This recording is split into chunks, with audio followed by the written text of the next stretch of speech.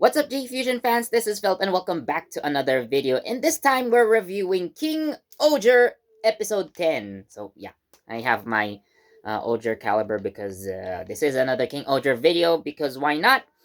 And before I continue, so I, of course, would like to remind everyone that there will be some spoilers, but I will try to not mention as many details as possible because episode 10 of Kingohger is, I think, by far a really good episode. Almost perfect in my opinion. Like, I want you guys to see it for yourselves, so you can go ahead and watch it before coming back to this video, or you can watch this video because I will try not to spoil as much, but there will be some overall things that I probably would have to say that might sound a bit spoilerish. So, again, it's up to you really. If you want to watch before this video or watch after this video, but again, there will be some spoilers. I'll try to keep those spoilers as minor as possible, but yeah, anyways, enjoy.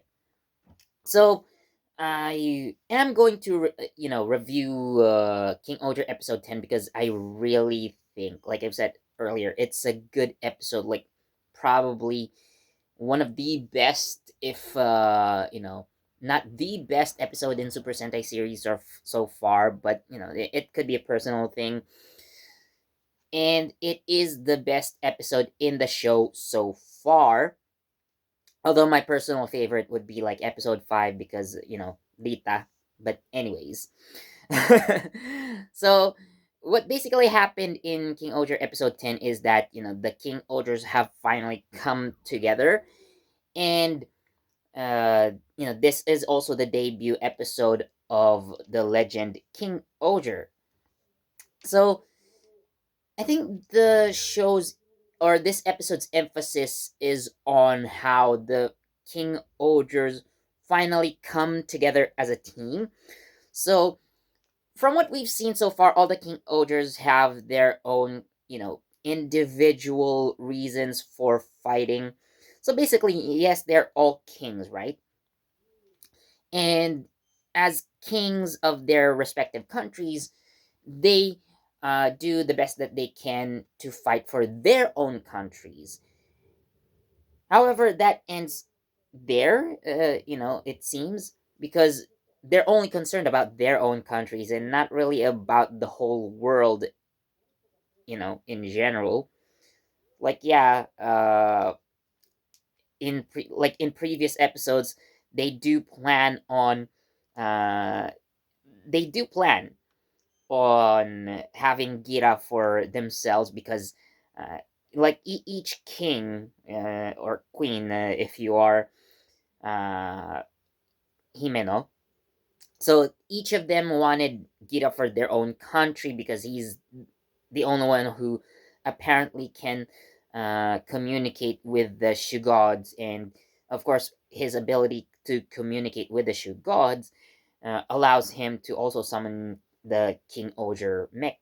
And of course, the country that controls the King Oger mech is going to be very powerful.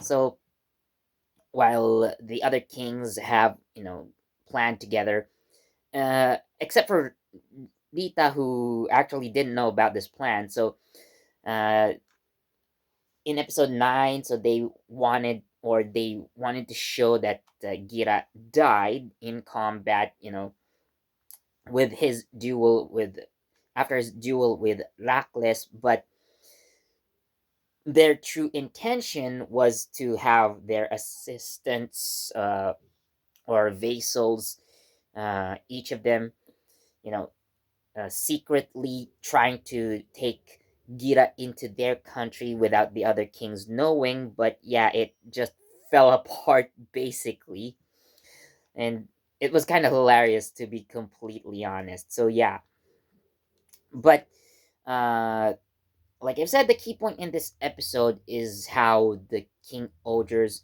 have finally managed to somewhat set aside their differences. Like, I've also said earlier, they were fighting for their own countries, but now they share a more common goal, and it's because of them finally coming together as a team that we get um, Legend Kingohger, and they have saved the world as uh, the same thing happened about 2,000 years ago before the events of the show that we're watching. And I really think it's Gira who really takes the show. Of course, he is our MC, but like he really shows why he is MC in this episode.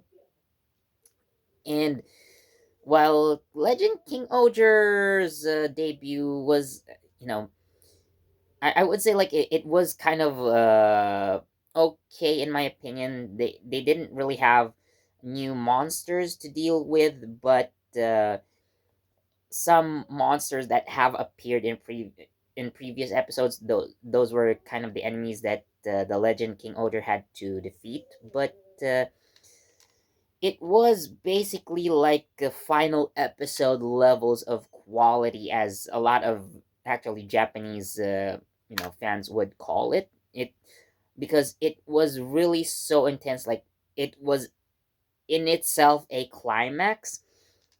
But I do think episode 10 of King Oger is more like, you could say, an end to one arc, but also at the same time a beginning of another, if that makes sense. So basically, what we've seen so far is, again, like how the King Ogers have come together. And by next week, so episode 11, so we finally see the debut of Spider-Man. I mean, Spider Kumonos. But again, that's a story for another day. Speaking of which, he is a storyteller, and he has been our narrator since episode 1. So that's a very interesting way to introduce your sixth ranger. But yeah, uh, so far, like, I really would say King Oder is doing much better than Dawn Brothers, in my opinion. So, speaking of which, like comparing episode 44, if I remember correctly, of Dawn Brothers, I have made a video about it, and like why it was the most important episode in the show. I could say the same thing for episode 10 of King Oger. So, well, for King Oger, it was quite early. Again, so the kings so far were introduced as more individualistic, but by episode 10, they finally learned how to become a team. And with Dawn Brothers, well, especially with the Ino brother finally being revealed to the team. Like it has been Tsubasa all this time, and they've known him for quite some time. So it took them like 40 episodes, over 40 episodes, to finally come together as a complete team.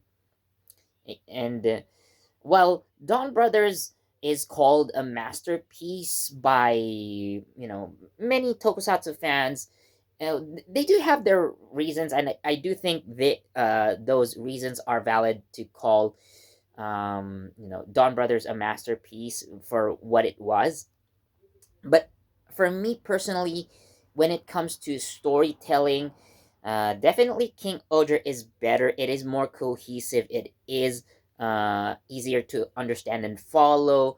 Like you do have an interesting world building, and that kind of stuff that makes it, again, it in my opinion, just so much better than Dawn Brothers. Like uh, in terms of storytelling, the future is bright for Super Sentai, really.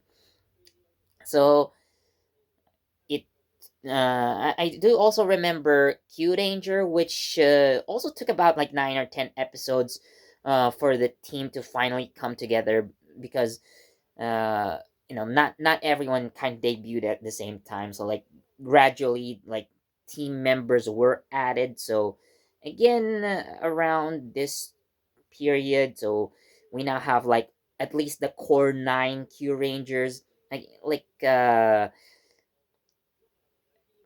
Do Commander, Ho-Oh Soldier, and of course uh, Koguma Sky Blue would be added later, but like the 9 core Q Rangers that are the main team, yeah. So it took them a few episodes to come together as the Q Rangers. So again, it was kind of a similar pacing, but for a slightly different reason.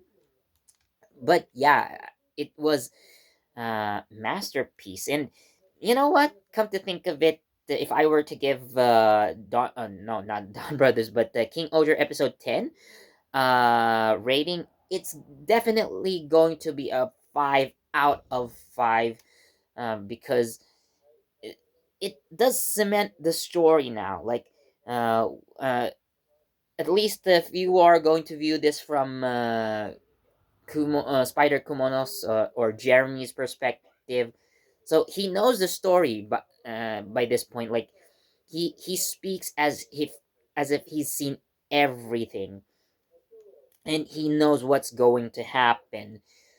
But yeah, so we've finished basically one arc of or the first arc of King Ogre, and I'm really excited to see how the future arcs are going to play out, especially with the addition of Spider Kumonos. So, what do you guys think of King Ogre episode 10? Leave it down in the comments. And as always, thank you so much for watching and using my handy dandy Oji caliber. As always, please do leave a like, comment, subscribe, uh, share, and punch that notification bell so you get the latest from JEFusion. I probably have said it in the wrong order, but you get the idea. So anyways, thank you so much for watching. This has been Philip, and I'll see you in the next video. Bye!